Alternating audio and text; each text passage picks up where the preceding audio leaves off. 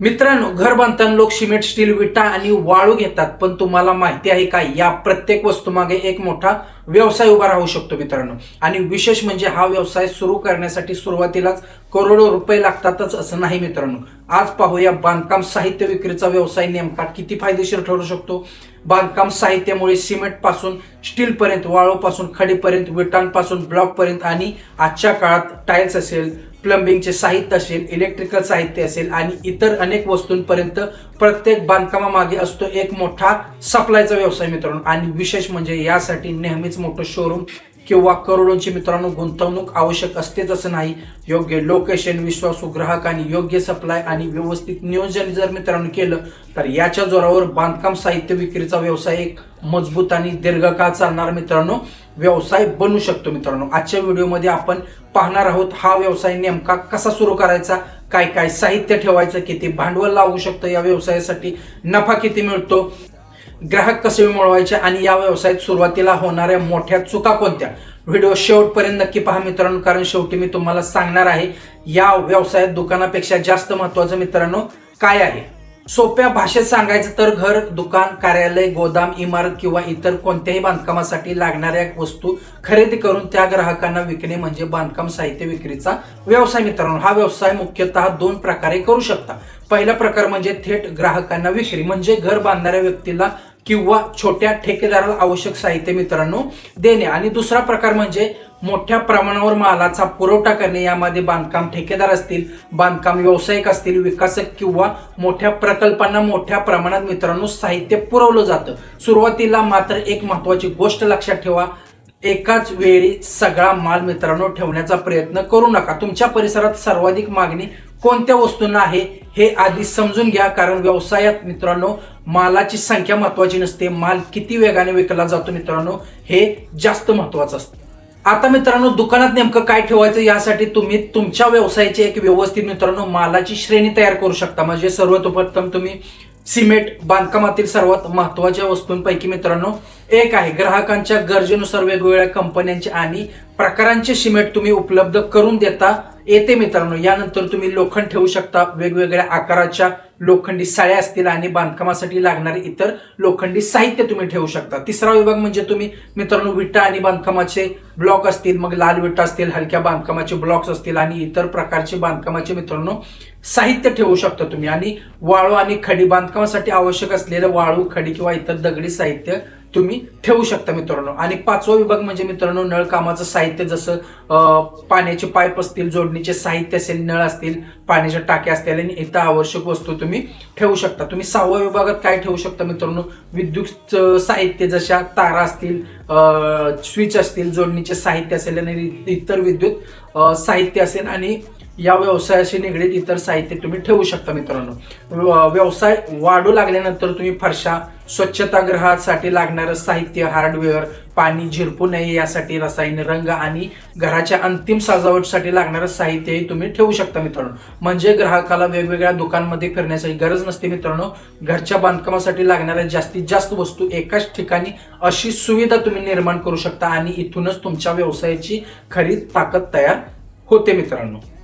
या व्यवसायात एक अत्यंत महत्वाची गोष्ट आहे दुकानाची जागा. तुमचं दुकान अशा ठिकाणी असेल जिथे नवीन घर बांधली जात आहेत, नवीन वसाहती तयार होत आहेत, नवीन भूखड्डांची मित्रांनो विक्री सुरू आहे, मोठ्या इमारती मित्रांनो उभ्या राहत आहेत किंवा अनेक ठेकेदार काम करत आहेत, तर ग्राहक मिळण्याची मित्रांनो शक्यता वाढते. पण दुकानासाठी जागा निवडताना फक्त भाडं कमी आहे काय एवढंच पाहू नका, स्वतःचे काही प्रश्न विचारा. आजूबाजूला किती बांधकामं सुरू आहेत, नवीन वसाहती किंवा भूखंड आहेत का, परिसरात किती ठेकेदार आहेत, मोठा ट्रक सहज दुकानापर्यंत येऊ शकतो का, माल उतरवण्यासाठी पुरेशी जागा तिथे पाहिजे मित्रांनो जिथे तुम्ही दुकान टाकणार आहे. दुकान रस्त्यावरून सहज मित्रांनो दिसलं पाहिजे.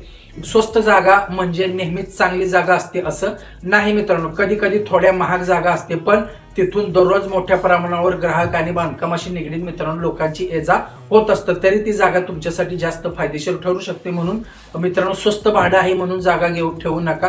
तिथे व्यवस्थित जाणे येण्याची जागा आहे का, ट्रक येईल का, आजूबाजूचं कन्स्ट्रक्शन पाहून मित्रांनो तुम्ही जागा निवडली पाहिजे.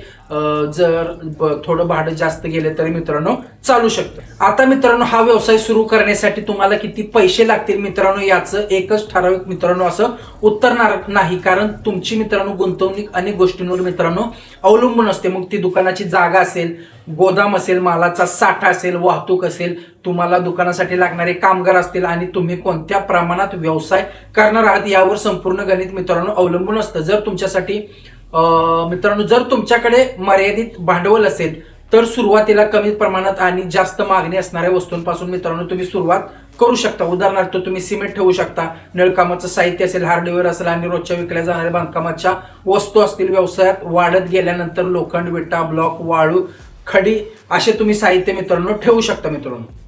आणि इतर मोठ्या प्रमाणावर साहित्य मित्रांनो तुम्ही ठेवू शकता.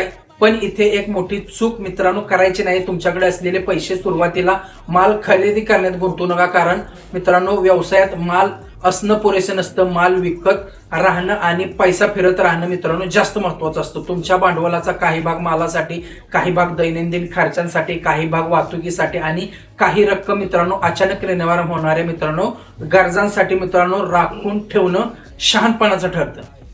आता व्यवसायाचा खरा कणा मालाचा विश्वासू पुरवठा मित्रांनो. तुम्हाला चांगल्या कंपनीचे वितरक, घाऊक विक्रेते आणि अधिकृत विक्रेते यांच्याशी मित्रांनो मजबूत संबंध तयार करावे लागतील मित्रांनो. आणि सर्वात महत्वाची गोष्ट, एकाच पुरवठादाराकडून पूर्णपणे अवलंबून राहू नका. काही विश्वासू पुरवठादार तयार ठेवा. यामुळे मित्रांनो तुमच्या वेगवेगळ्या ठिकाणी किमतीची तुलना तुम्हाला करता येते. माल उपलब्ध आहे की नाही ते तपासता येईल मित्रांनो. आणि अचानक मागणी वाढली तरी ग्राहकाला माल वेळेवर मित्रांनो तुम्हाला देता येईल. पण फक्त कमी किंमत मिळते म्हणून माल खरेदी करू नका. गुणवत्ता आणि विश्वासार्हता मित्रांनो यांना किमतीपेक्षा मित्रांनो जास्त महत्व द्या. कारण बांधकामाच्या बाबतीत ग्राहक एकदा खराब साहित्य वापरून अडचणीत आला तर त्याचा मित्रांनो परिणाम फक्त एका व्यवहारावर होत नाही, तो तुमच्या दुकानाच्या नावावर परिणाम मित्रांनो करू शकतो. म्हणून स्वस्त मालापेक्षा विश्वासाचा माल मित्रांनो विकण्याचा प्रयत्न तुम्ही केला पाहिजे.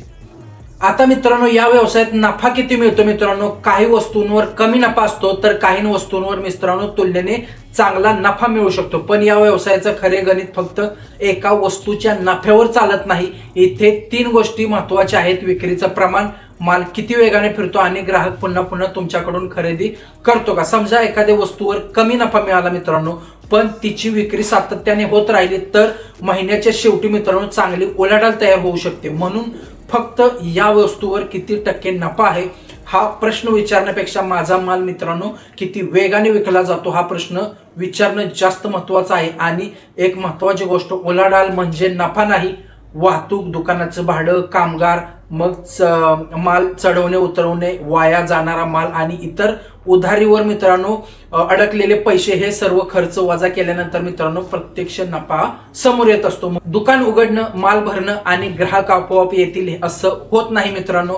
ग्राहक तयार करावे लागतात. सर्वप्रथम तुमच्या परिसरातील ठेकेदार असतील, गवंडी असतील, बांधकाम करणारे व्यावसायिक असतील, वास्तू विशारद असतील, मग अभियंते असतील, घर मालक असतील आणि इतर बांधकामाशी संबंधित लोक असतील, त्यांच्याशी तुम्ही मित्रांनो चांगले संबंध तयार केले पाहिजेत. त्यांना तुमच्या दुकानाबद्दल माहिती दिली पाहिजे. तुमच्याकडे कोणता माल उपलब्ध आहे, मालाची गुणवत्ता कशी आहे आणि वेळेवर तुम्ही माल पोहोचवण्याची सुविधा कशी देणार आहात हे त्यांना स्पष्ट सांगितलं पाहिजे. शक्य असल्यास बांधकामाच्या ठिकाणी माल पोहोचवण्याची सुविधा तुम्ही दिली पाहिजे. कारण बांधकाम करणाऱ्या व्यक्तींसाठी एक गोष्ट अत्यंत महत्वाची असते, माल योग्य वेळी आणि योग्य ठिकाणी मिळाला पाहिजे मित्रांनो. आणि इथेच तुम्ही इतर दुकानदारांपेक्षा पुढे जाऊ शकता. फक्त माल विकू नका, ग्राहकाला योग्य माल निवडण्यात मित्रांनो मदत करा. ग्राहकाला जर वाटलं हा दुकानदार माझे पैसे कमावण्यापेक्षा माझं काम व्यवस्थित होण्याला महत्व देतो तर मित्रांनो विश्वास आणि व्यवसायात विश्वास हा मित्रांनो सर्वात शक्तिशाली ग्राहक मिळवण्यासाठी मित्रांनो मदत करत असतो. आणि तुमच्या ग्राहकाला तुमचा विश्वास वाढवण्यात मित्रांनो ह्यामुळे मदत होईल. आता या व्यवसायात सुरुवातीला होणाऱ्या काही मोठ्या चुका मित्रांनो, पहिली चूक गरजेपेक्षा जास्त माल खरेदी करणे, माल विकला गेला नाही तर पैसे त्यात मित्रांनो अडकतो. दुसरी चूक म्हणजे कोणालाही मोठी उधारी देणे. मित्रांनो, उधारी वाढली आणि पैसे वेळेवर परत आले नाही तर व्यवसायाचा पैसा मित्रांनो अडकतो. तिसरी चूक म्हणजे मित्रांनो एका पुरवठादारावर अवलंबून राहणे.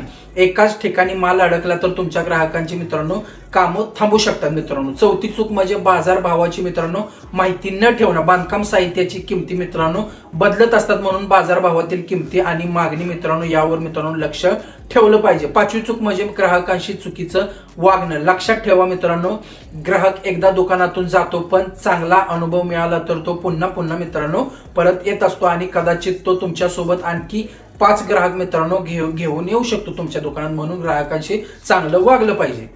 बांधकाम साहित्य विक्रीचा व्यवसाय फक्त एका छोट्या दुकानापुरता मर्यादित ठेवण्याची मित्रांनो गरज नाही. सुरुवात करा छोट्या प्रमाणात मित्रांनो, मग ग्राहक वाढवा, मालाच्या नवीन श्रेणी जोडा, गोदाम वाढवा, वाहतुकीची मित्रांनो व्यवस्था तयार करा आणि हळूहळू मोठ्या ठेकेदार असतील आणि बांधकाम व्यावसायिकांना माल पुरवायला मित्रांनो सुरुवात करा. आज तुमचं छोटं दुकान असेल, उद्या तुमचं स्वतःचं मोठं गोदाम असू शकतं आणि पुढे तुमचा व्यवसाय संपूर्ण परिसरात बांधकाम साहित्य विश्वासू पुरवठादार म्हणून ओळखला जाऊ शकतो मित्रांनो. पण त्यासाठी एक गोष्ट लक्षात ठेवा, फक्त विक्री वाढवू नका, व्यवसायाची व्यवस्था मजबूत करा. आणि व्यवसाय वाढवण्याच्या कल्पना जाणून घ्यायच्या असतील तर आपल्या चॅनलला सबस्क्राईब करा. व्हिडिओ आवडला असेल तर व्हिडिओला लाईक करा आणि ज्याला स्वतःचा व्यवसाय सुरू करायचा आहे अशा व्यक्तींपर्यंत हा व्हिडिओ मित्रांनो नक्की पोहोचवा. कारण मोठा व्यवसाय नेहमी मोठ्या पैशातून सुरू होत नाही, कधी कधी तो छोट्या एका दुकानातून आणि एका छोट्या निर्णयातून आणि एका मोठ्या स्वप्नातून मित्रांनो सुरू होत असतो.